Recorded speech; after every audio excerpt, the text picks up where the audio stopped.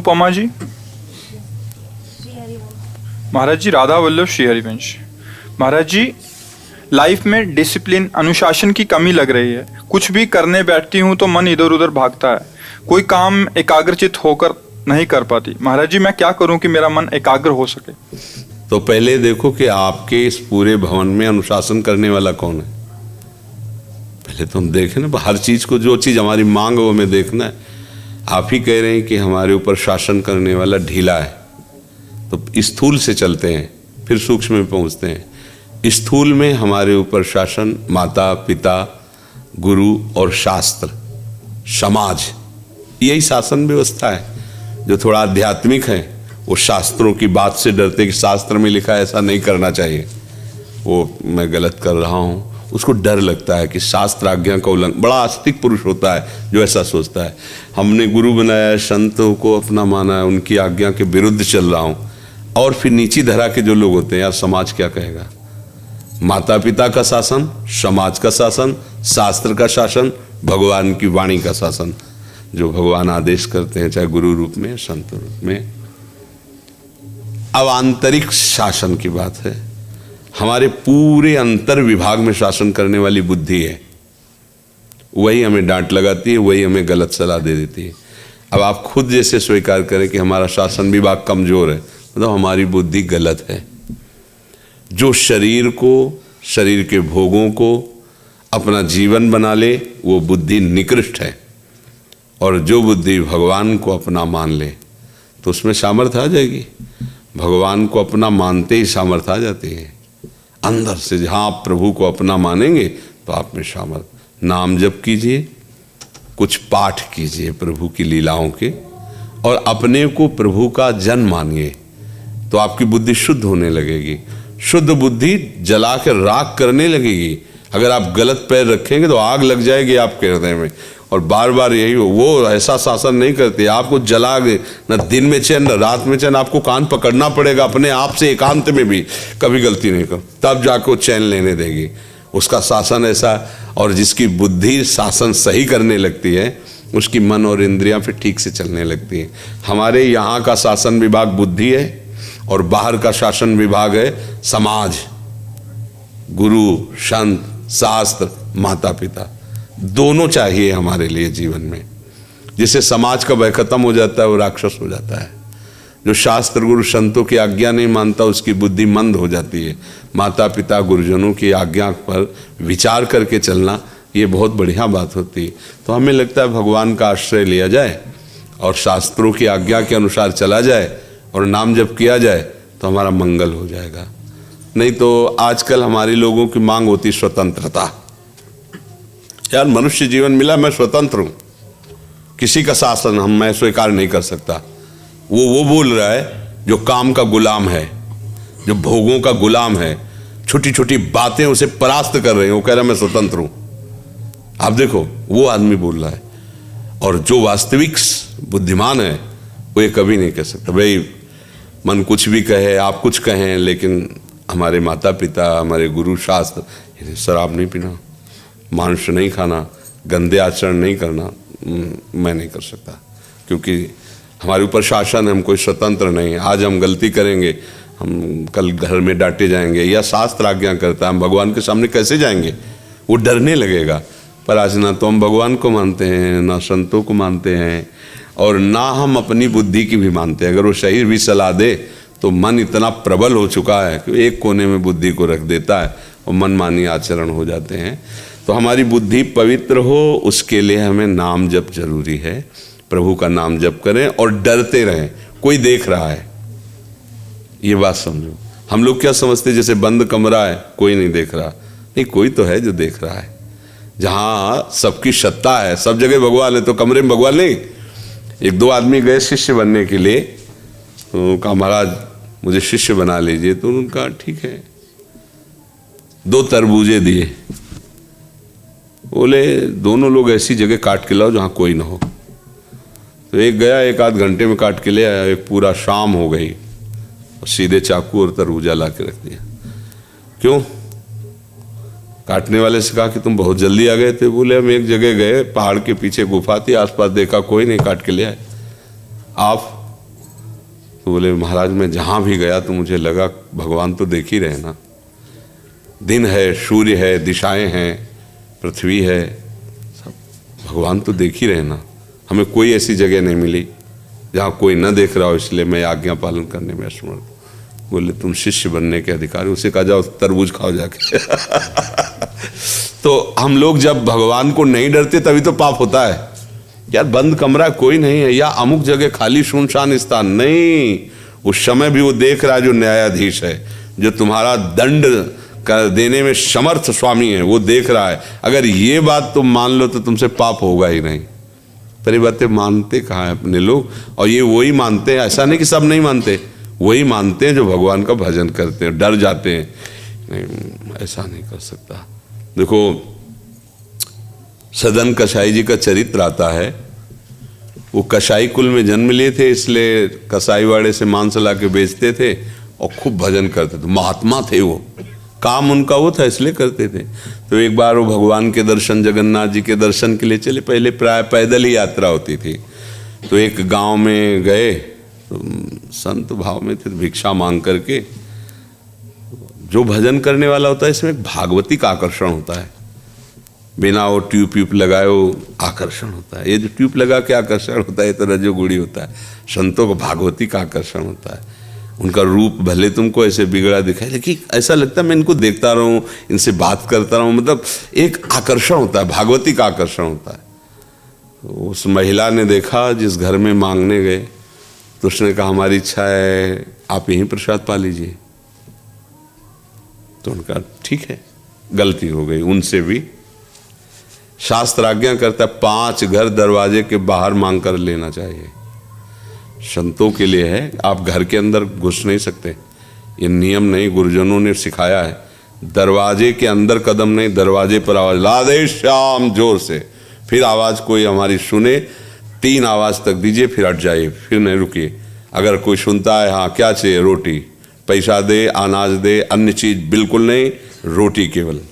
रोटी ले ली, और रोटी मांगने का अधिकार उदर पोषण करके भजन करने वालों के लिए 5 घर का आदेश है, इसीलिए 5 घर का आदेश।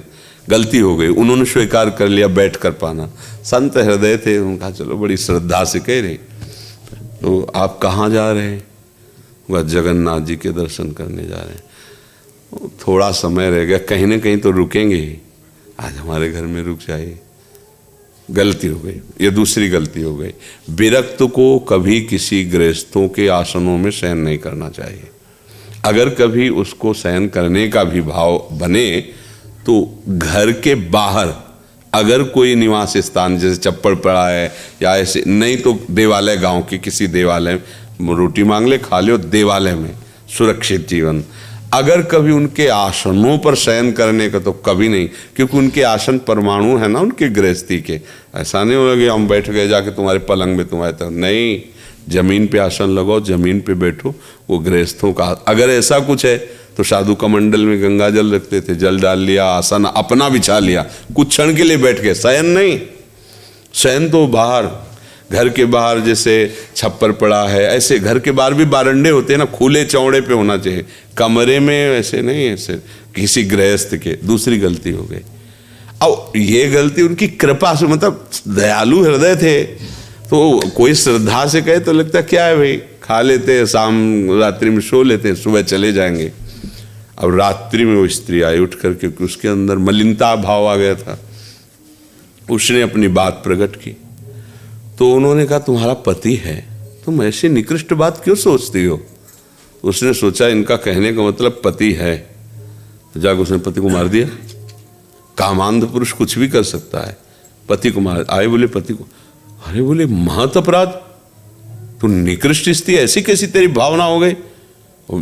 कस के दबकाया और बाहर निकलने लगे। तो उसने रोका, उनका समझते हो, अगर मैंने शोरगुल मचा दिया तो तुम जिंदा नहीं रहोगे यहाँ से। तो उनका मृत्यु स्वीकार है, लेकिन गलत आचरण नहीं। ये देखो धर्म पे जो चलने वाले, उसने हल्ला मचा दिया। अब वो तो स्त्री, ये देखो इनको साधु समझकर रात में रोका, लेकिन रात में इन्होंने हमें छेड़ा तो हमारा पति विरोध करने लगा, इन्होंने पति की हत्या कर दी और मुझे छेड़ने के लिए तैयार है। वो तुम्हें हल्ला मचा दिया, आप लोग आ गए। गांव के लोगों ने उनको पिटाई की और बंधन डाल के सुबह राजा के पास ले गए। राजा ने देखा, उसने कहा कि हम आपकी ही स्वीकृति से दंड देंगे, पर आप बताइए क्या आपने अपराध किया है? तो संतों की भाषा समझना केवल संत ही समझ। तो उनका बिना अपराध के दंड कैसे हो सकता है? कोई न कोई अपराध तो होगा, इसीलिए भगवान ने मुझे पवित्र करने के लिए दंड दिया है। अब वो समझ नहीं पाए इस भाषा को। भाई वो संत है, वो समझते कोई न कोई पाप किसी जन्म का तो है ही जो हमें फंसा के पिटवा रहा है। तो उन्होंने कहा कि इनके हाथ काट लिए जाए। दोनों हाथ काट लिए गए सदन जी के और छोड़ दिया जाए। साधु है इसलिए इतना करके छोड़ दिया जाए। हाथ काट लिए गए दोनों। जगन्नाथ जी रुके नहीं और जगन्नाथ जी के सामने जाके कहा, आप तो सब जानते हैं ना, पर प्रणाम करने की इच्छा थी पर हाथ ही नहीं है। तो अब प्रणाम करने के लिए, दंडवत करने के लिए हाथ का भी तो सहारा चाहिए ना, चाहे पंचांग चाहे साष्टांग। और पहली मुद्रा तो प्रणाम की यहीं से शुरू होती है। हाथ जोड़ा, फिर लेट गए ऐसे। तो जी ही ऐसे जोड़ने के लिए किए तो नए हाथ जग गए। हष्ट पुष्ट तेज संपूर्ण जागृत हो गया। जो वो मारपीट हुई है एकदम स्वस्थ शरीर तेजस्वी। धर्म से चलने वाले की थोड़ी सी आपको लगेगा कि डाउन हो रहा है, कभी डाउन नहीं हो सकता। अब अगर सोचो भगवान का आश्रय ना होता तो फेल होने में देर लगता है कि यार दुनिया जान जाएगी, इसलिए नहीं। जो भगवान का आश्रय लेता है, देखो कैसा बुद्धि का शासन कि मृत्यु का समय आ रहा फिर भी अधर्म नहीं। मृत्यु के समय लोग मार डालते, राजा फांसी में चढ़ा देता। अच्छा, धर्म ये कहता है कि हमारे ही कर्मों का कोई ना कोई फल होगा, इसलिए उन्होंने उसी सिद्धांत को कहा। जैसे धर्म बैल रूप में था और कलयुग गाय को मारा और फिर पैर तोड़ रहा था धर्म के। तो परीक्षित जी ने पूछा बैल से कि कौन तुम्हें मार रहा है? तो साक्षात धर्म थे। बोले इसका सही निर्णय नहीं कर सकते, मेरा कर्म मुझे दंड दे रहा है कि काल दंड दे रहा है। आप राजा खुद विचार कर ली, समझ गए साक्षात धर्म है। धर्म ये नहीं कहता कि कोई दूसरा कष्ट दे रहा है, मुझे जो कष्ट मिल रहा है वास्तविक बात यही है, मेरे किसी कर्म का दंड मिल रहा है। आज हम जो दंड भोग रहे हैं इसमें निष्पाप हो सकते हैं, लेकिन पीछे जो हमने पाप किया वही आके आज हमें दंड दे रहा है। तो इसलिए शासन तो वही स्वीकार कर सकता है जो भगवान का आश्रय लिए, शास्त्रों का आश्रय लिए, भक्तों का आश्रय लिए, जिसकी बुद्धि पवित्र है। नहीं तो फिर तो शासन कहाँ मन स्वीकार। बड़ा उच्छृंखल मन है, चाहे लाख समझाओ समझ में नहीं आता। भगवान का आश्रय होगा तो ही संभल पाएगा। जी। राधा वल्लभ श्री हरिवंश महाराज जी, आपके चरणों में दंडवत प्रणाम। महाराज जी, राधा वल्लभ जी के समक्ष जाकर उनको कैसे निहारें और उनसे क्या प्रार्थना करें, आप मार्गदर्शन कीजिए। जब तक अपनापन नहीं होता तो हम दूसरे को कैसे देखते हैं और अपने को कैसे देखते हैं? सरल भाषा में, जब हम दूसरे को देखते तो चाहे जैसा कोई हो तो भाव ही रहता है दूसरा ही है। और जब अपने को देखते हैं तो चाहे जैसा ही हो प्रधान भाव रहता है अपना है। तो दर्शन में किसी के भी सुख मिलता है अपनेपन से मिलता है। नहीं, कोई बहुत सुंदर बहुत रूपवान सब है, लेकिन आपको उससे प्यार नहीं, अपनापन नहीं है, क्या है? और उसकी अपेक्षा वो कुरूप भी है, लेकिन आपका अपनापन है, तो हजारों में आपकी दृष्टि बार बार उसी की तरफ जाएगी, क्योंकि उससे प्यार है, उससे अपनापन है। राधा वल्लभ जी को प्यार से देखे, अपने मान करके देखे।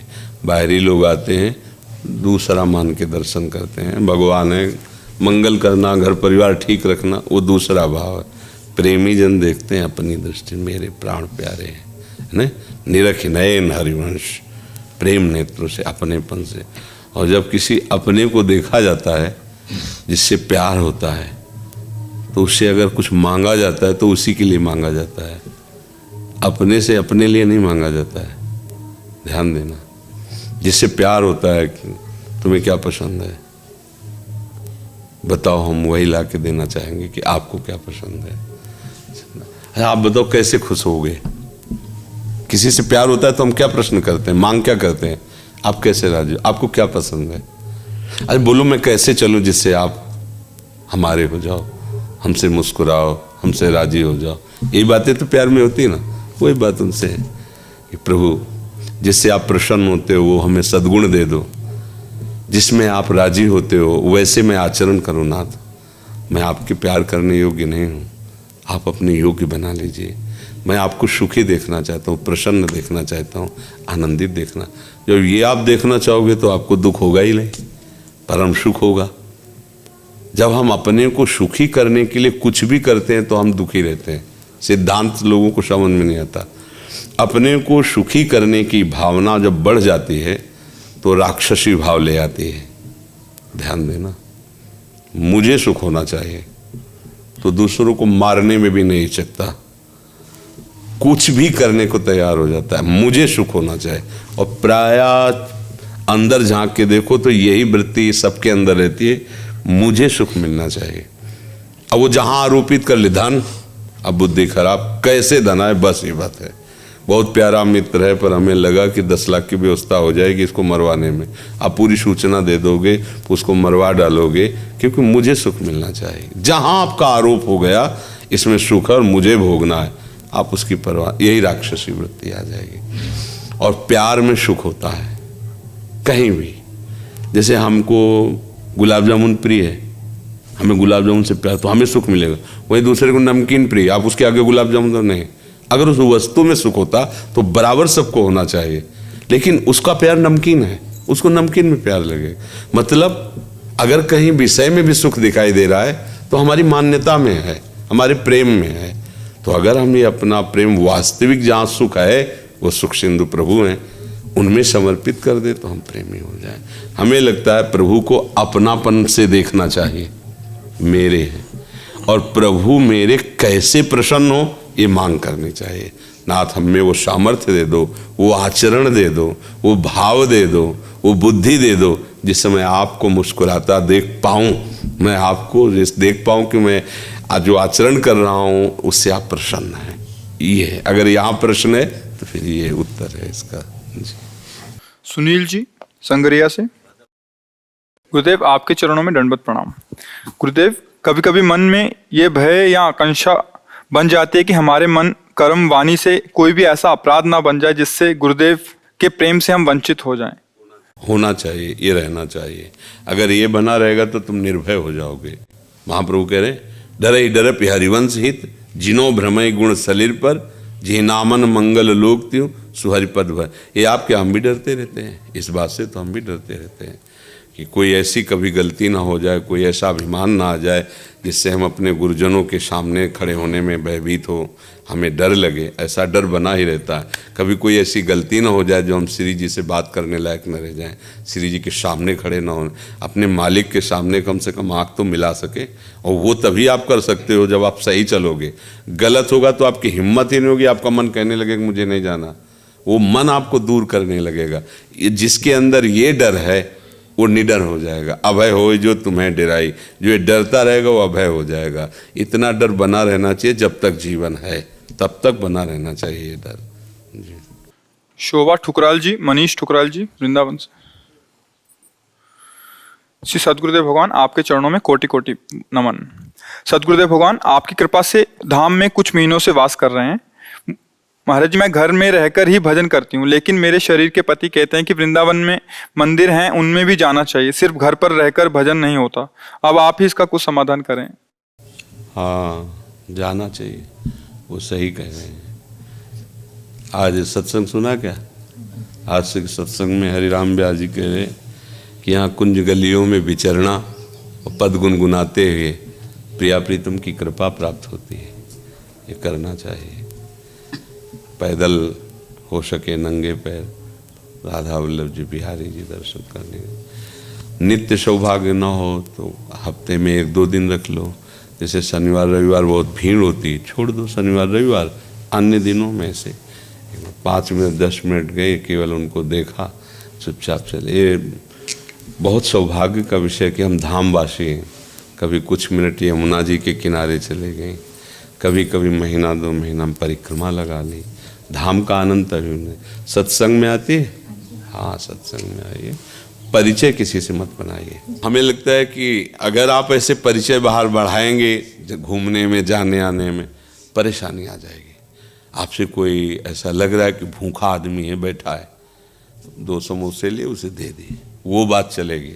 तुमसे कोई कह रहा है कि कल आपने 2 समोसे दिया, नहीं सामर्थ्य नहीं हमारी, बिल्कुल कटिंग। हमारा मन हुआ, तुम्हारा मन हम नहीं दे पाएंगे, क्योंकि आज अगर हमने दिए तो कल तुम घेर लोगे। ये बहुत सावधानी की जरूरत। वृंदावन में इस बात से बचे। आपकी भावना बन रही, 4 रोटी बनाई, गाय को एक गाय को दे दी, बंदरों को दे दी, वो तुमसे झगड़ेंगे नहीं। अगर दूसरा फिर परेशान हो जाओगे। सदगुरुदेव भगवान, हम दृष्टि बचाते हैं बहुत, जो कभी मिलते भी हैं तो भी वो आगे से आके बात करना, फिर हम नहीं चाहते, इसलिए हम कहते हैं इनको कि हफ्ते में एक बार ठीक है, ये कहते हैं हर दूसरे दिन जाना है। वैसे आपकी भी बात सही है, आपकी भी बात सही है। अब इसमें दोनों मिला के कर लो, ठीक है ना? आप अपनी बात कुछ रख लो, कुछ आप अपनी बात रख लो। ठीक है। अंजू गोयल जी, दिल्ली से। गुरुदेव, आपके चरणों में कोटि कोटि प्रणाम। महाराज जी, राधा सुधा निधि स्तोत्र का पाठ पूरा एक साथ हिंदी में कर सकते हैं? हाँ, कर लीजिए, श्री जी को सुनाइए, ठीक है।